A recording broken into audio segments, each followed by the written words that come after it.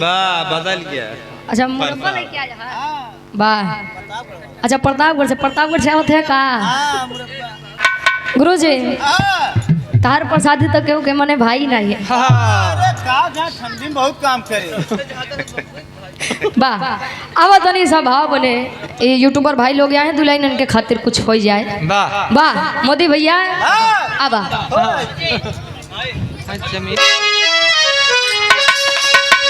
जियो वाह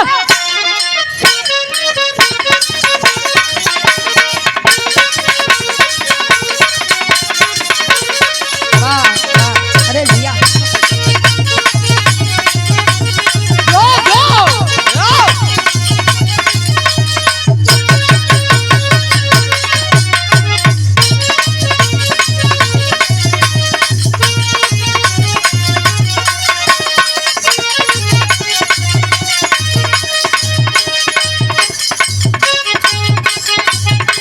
वाह भैया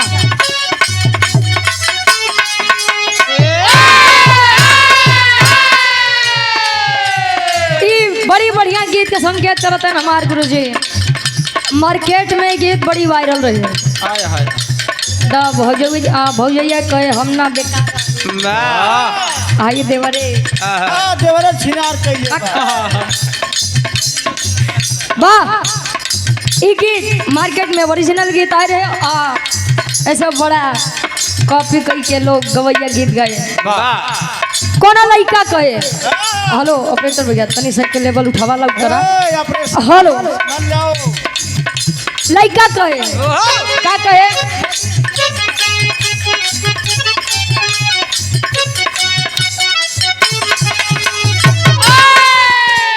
सिखबे चिलैबे केतनो केहू के सुनाई न सीख दे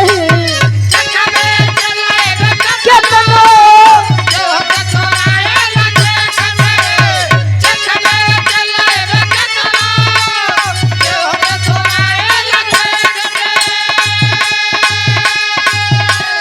सिखबे चिलैबे केतनो केहू के सुनाई न सीख दे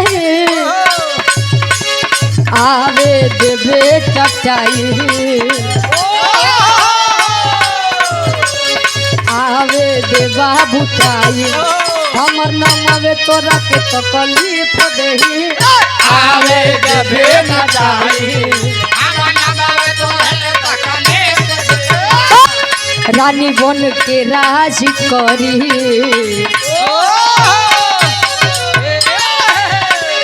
रानी बन के राज करी अरे अहिरे के पटैले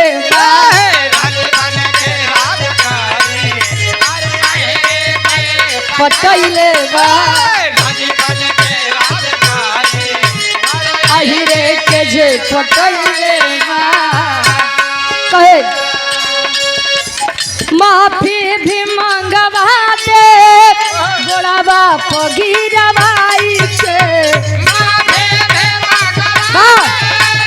गोड़ाबा पगीरवाई के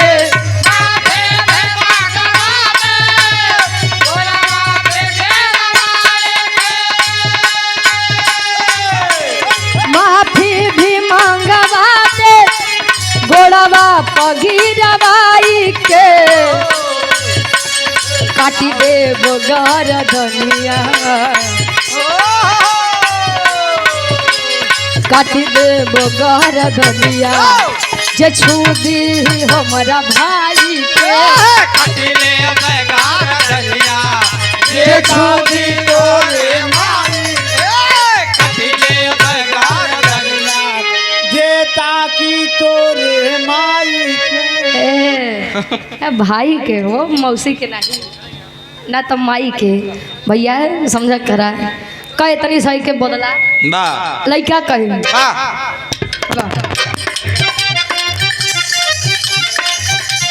हिंदी दुनिया वालों ने गाया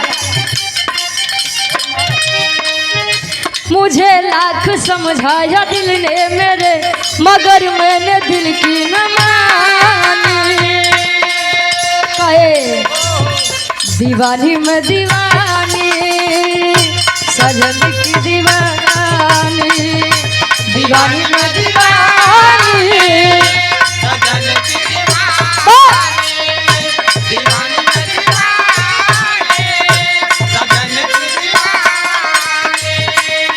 काले लड़किया कहे न चूड़ी लियला न कंगना बोलम नहीं संगे तू हमके घुमैला बोलो न चूड़ी न कंगना बोलो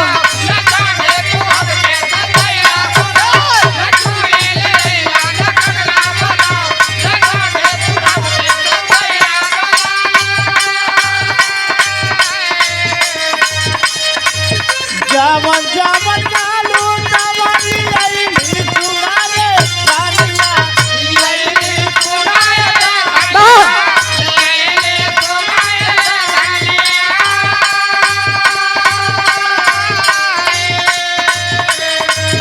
जावन जावन चालू तवाली आईली सुनारे रानिया आईली सुनारे रानिया बाबा काहे बुहावा फुलैलू सुनारे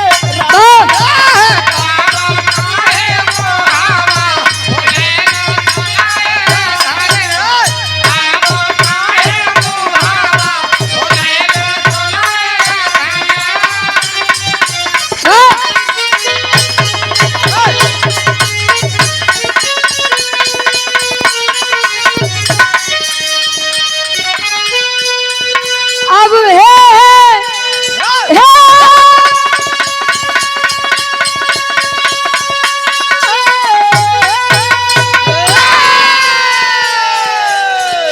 अरे तो बोले प्रभु राम चंद्र अब दई के मुनरिया 14 वर्ष का वनवास बाबा सीता जी का हरण हनुमान जी का जब भेजा तहन खोज कर दे बदे तब वह मुनरी थमाई के बात कहे का कहे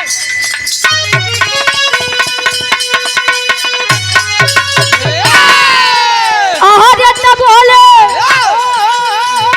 प्रभु राम चंद्र अब दई के मुनरिया हनुमत जल्दी अइहा अरे तो हनुमत जल्दी अइहा अरे तलई के मोरा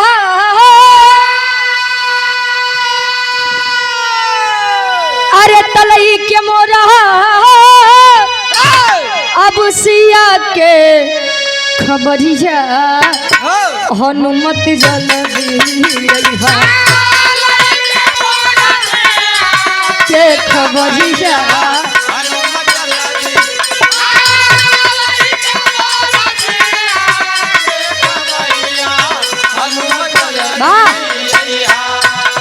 समझावत तो बारे प्रेम क्या बात है कहे सात समुंदर पार रावण के देश में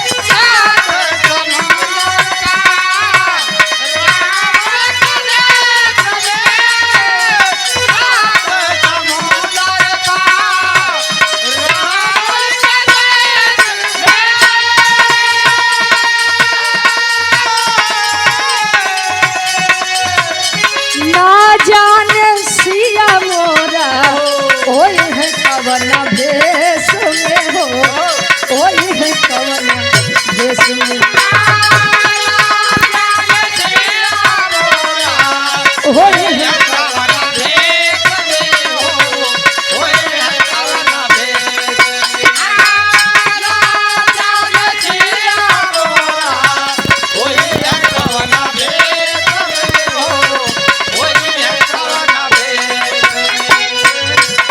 अब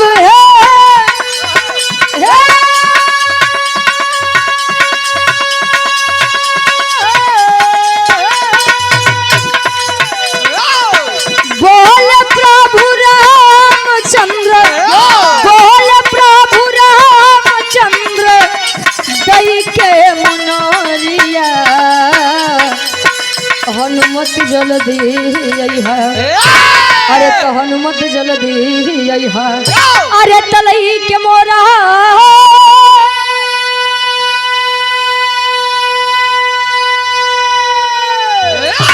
अरे तलई के मोरा सिया के खबरिया हनुमत जल्दी अइहा हनुमत जल्दी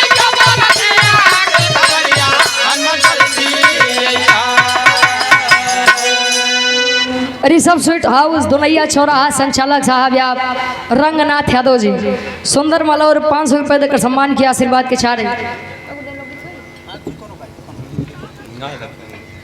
ये आज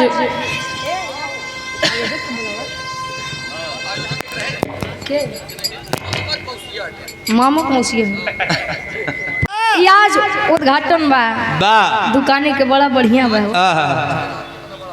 अरे हम जाना था तू कितना बड़ा था रिश्तेदार कितना बड़ा वाह हाँ हो अब मामक मौसिया के अंदर जान लग कितना बड़ा रिश्तेदार हो तो हर उद्घाटन में कार्यक्रम के आयोजक बाबा और कार्यक्रम के आयोजक साहब रंगनाथ यादव जी रंगीनाथ यादव बताओ एक ही छोट सा लोग गीत ओकरे बाद सूरज यदुवंशी जी के नंबर रही हाँ हाँ पहले लोग गीत की बजाओ तो ओकरे बाद बताओ अब हाँ वो समय वाला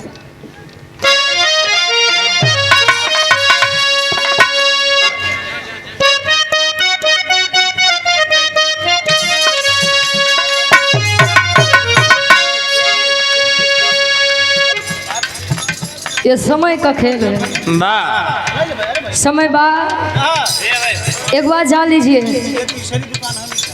वेद शास्त्र बताता है कि समय से बड़ा बलवान कोई नहीं है जीवन में समय सबको मौका देता है कुछ करने का कुछ बनने का जब ले मौका मिले तो ले सोवत रहा और जब समय चला जाए तो यही हो पता नहीं भगवान हमारी किस्मत को ने कलम से लिखे हैं समय की कदर आप नहीं करेंगे तो समय आपकी कदर सूरज भैया आज कहिए सूरज हाँ यार एक सूरत दिखाते हैं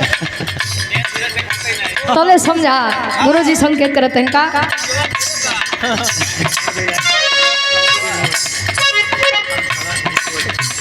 और ये हृदय के गार्जियन जी बाल कलाकार अभय राज पटेल जी निवासी ग्राम सभा गमराहटा भावी प्रत्याशी हैं जिला पंचायत के बहरिया से वार्ड नंबर 2 गार्जियन जी के द्वारा सुंदर माला 100 रुपये देकर सम्मान के हमारे गार्जियन जी के लाइन फरमाइश बा कभी जी लिखते का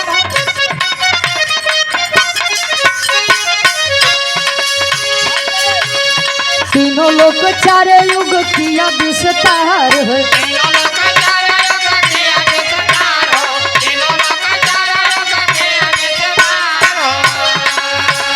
सत्य के सहारे टिका आज संसार है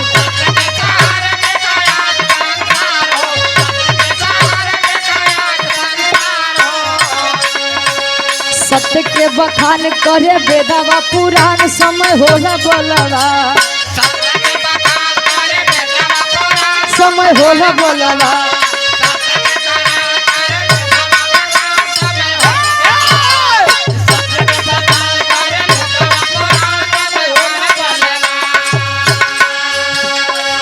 तीनों लोग चारों युग किया विस्तार है सत्य के सहारे टिका आज संसार है सत्य के बखान करे वेदवा पुराण समय होला बलवान समय यदि चाह ले राजा से रंग बना दे सूरज जी समय यदि चाह ले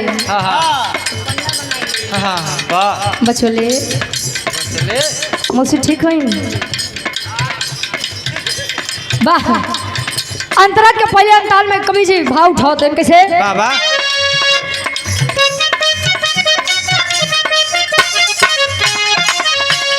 भले सत्यवादी हरिश्चंद्र जी महान हो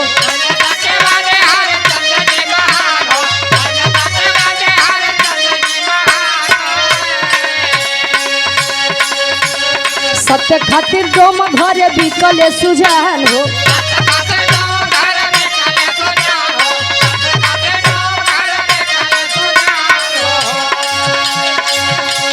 सत्य से कफन मांगे बन के नादान समय होला बलवा।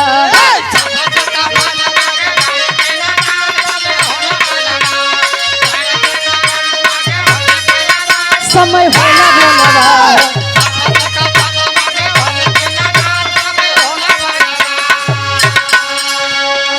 सतयुग की बात है। राजा हरिश्चंद्र जी, अगर सत्यवादी न्यायाधीश के बारे में अगर किसी का नाम सबसे पहले आता है तो राजा हरिश्चंद्र जी का है। वो तो सत्य हरिश्चंद्र जी थे। अपने सत्य के कारण, अपने समय के कारण डोम के घर नौकरी करे और अपने ही पत्नी से और अपने ही बेटे को जलाने के लिए कर मांगे थे। ये समय था साहब, समय कि आप लोग बैठ के विराह सुनत है। उद्घाटन दुकान होता है। ये उद्घाटन के दुकान, अरे दुकान के उद्घाटन होता है यार। ये समय है और समय बलवान है। ताकि बोलाई के घरे दू गवैया बोलाई के इतनी बरियार भीड़ करे है। रोड एकदम जाम बा, छोड़ दा भाई, जाए दा आवे दा। अंतरा के दूसरे साल में कभी जिद करते इनका।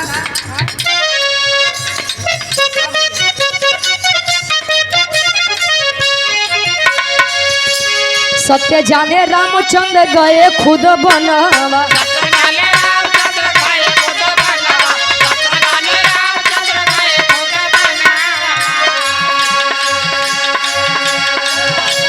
जनक दुलारी संग लखन बीरनवा।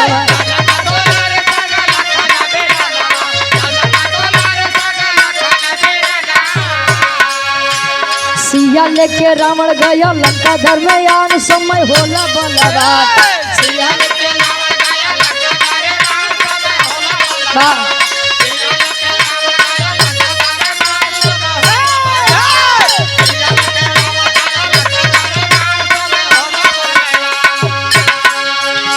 ललित एचडी स्टूडियो काली सत्य भारिया प्रयागराज। मलिकार साहब या singer Lalit Yaduvanshi, YouTube ID Lalit Yaduvanshi Prayagraj. सुंदर माला 100 रुपये देकर सम्मान किए। काम में दिन दुनारा छोंगना तरक्की हो। कहे सत्य जाने रामचंद्र गए खुद बनवा। तो जनक दुलारी संगे लखन बीरनवा। सत्य है, सत्य लोग जानते हैं और जानते भी हैं। ये दुनिया का काट सत्य है। आया है सो जाएगा राजा रंग फकीर। कोई विमान पर चढ़ चला, कोई बंधा जाते जंजीर। लोग जानते हैं कि संसार में दुइये सत्य बा है, जन्म है और जन्म के बाद। लेकिन पता नहीं कौन मोह माया में परेशान है। गुरु जी हाँ भैया, हाँ एक सत्य का बात मेरा भी सत्य। वाह अच्छा, एक बात है। राजा जनक जी ने जब स्वयंवर रचा, रामचंद्र जी ने जब धनुष को तोड़ा, तो उन्होंने सोचा कि अब हमार बिटिया बड़े अच्छे घरे जात बा। राजकुमारी यहाँ पर थी, राजा की पत्नी बनेगी। लेकिन बाहर समय पूरी रामायण उठाई के देख ला माई सीता के कितना सुख मिला बा। ये बदे रुपया पैसा के पीछे नहीं भागे के चाहिए। जौन कमात है तो सब देख नहीं घबरा समय कब किसको उठा दे और समय कब किसको गिरा दे। गुरु जी ठीक बा, हम दई के जा। लेकिन आया जी आप समझे रहा, हम समझ ले। बाकी ये द्वापर, ये त्रेता का सत्य था और द्वापर का सत्य था। भगवान कन्हैया जी पांडव पुत्र के साथ खड़े थे। अब ये कलयुग के सत्य बा। का सत्य बा?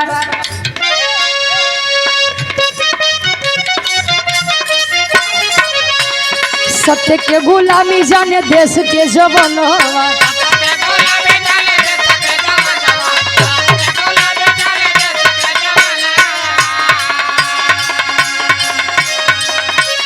कर कर्जा लाई दिए क्रांति के दियो नावा।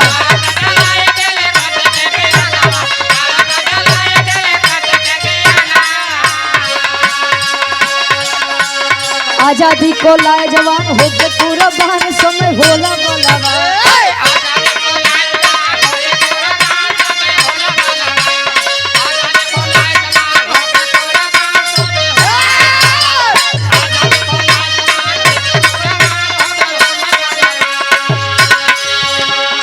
सत्य के गुलामी जाने देश के जवनवा ये प्रयागराज है साहब। हाँ ये प्रयागराज है और प्रयागराज में लोग ज्यादा भक्ति भाव पसंद करते हैं। कईयों कार्यक्रम इलाहाबाद के कईयों कलाकार से बाबा तो लोग का बताइए जानत है कहीं रुचि जब भदोही पार करा तभी लोरिकायन खंड आला खंड गाव कर प्रयागराज में रहो करत रामायण महाभारत गाव कर के बाद यहाँ वाले रामायण महाभारत के लोग कुछ नहीं जानते का चच्चा तले खड़ा बहन कहे ना बिटिया जानत यही प्रयागराज है। वाह कईयों कलाकार समझावत हैं भाई बारे धन्य है आप प्रयागराज। सत्य और इस देश की आज़ादी के बारे में उस समय को पूछिए तो वो जवान जानते हैं जिन्होंने इस देश के लिए अपने को इस धरती पर कुर्बान किया है। नहीं बोलेगा तो बड़की बोलत थी सब। हाँ माघ मेला लागत बा देखा कितना जने तारमकार कर गए। आखिरी भावा कहे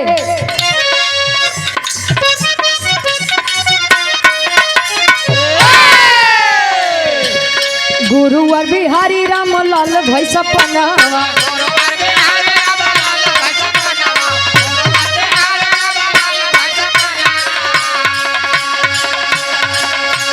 रामदेव चंद्रिका के सुंदर तरना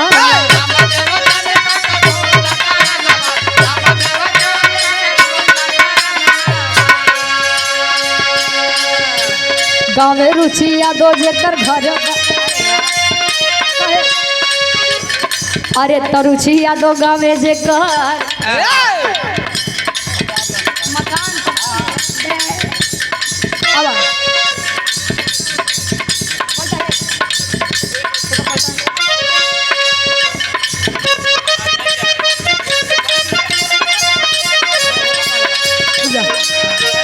रुचि भोला डबलू के गजब बयान सब में होला बलवा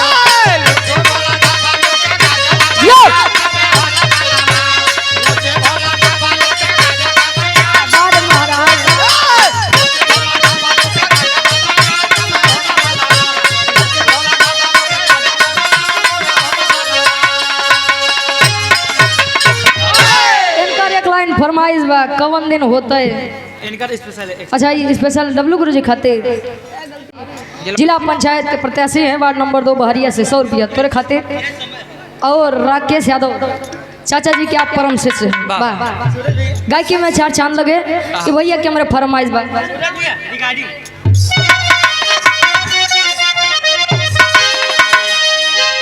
अरे कवन दिन होता है भैया कवन दिन होता है नहीं कुछ लाए हो जिला पंचायत है ना ठीक। अरे कवन दिन होता है अभय राज भैया कवन दिन होता है तू बन जा जिला पंचायत कवन दिन होता है तू बन जा अरे जिया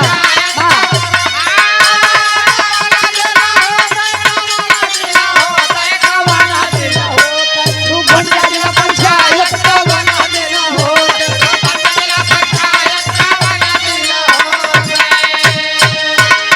दुर्गा भवानी से बाया दादी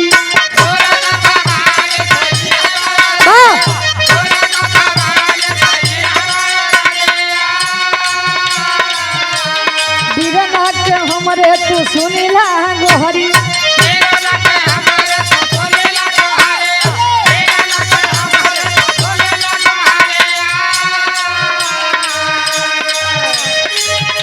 अरे दुखियन गरीबवन के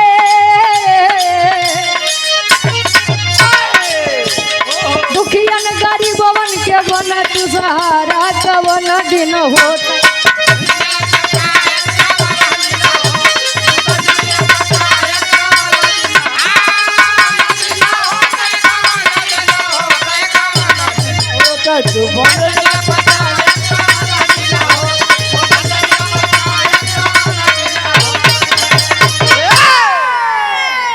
बाहर से आप लोग सुन लो बात सुना देते भैया भला जे